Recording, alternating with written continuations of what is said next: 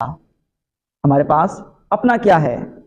ہمیں پیدا کیا اللہ پاک نے، یہ جان دی ہے اللہ پاک نے، ہاتھ دی اللہ پاک نے، مال دی اللہ پاک نے، توفیق بخشی اللہ پاک نے، سب کچھ اللہ پاک کا ہی دیا ہوا ہے، ہمارے پاس اپنا تو کچھ نہیں ہے۔ جب یہ جان رب تعالیٰ کی عطا کرتا ہے تو پھر اس کے اندر جو کچھ بھی رب تعالیٰ نے نعمتیں عطا فرمائی ہیں دنیا جہاں کی، وہ سب کچھ رب تعالیٰ کا ہی ہے، سب کچھ اس کا دیا ہوا ہے۔ پھر بھی فرمایا تجارت، پھر بھی تجارت فرمایا کہ اس تجارت کو اپنا لو، اس پر قائم ہو جاؤ، یہ تجارت کر لو تو تمہیں کیا ملے گا؟ تمہیں دردناک عذاب سے بچا لیا جائے گا۔ اب سنیے وہ انوکھی تجارت کون سی ہے جس کو تجارت فرمایا گیا؟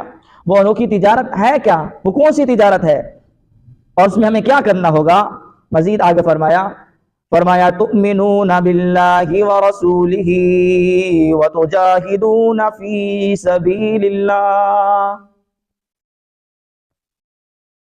فرمایا اس میں کرنا کیا ہے؟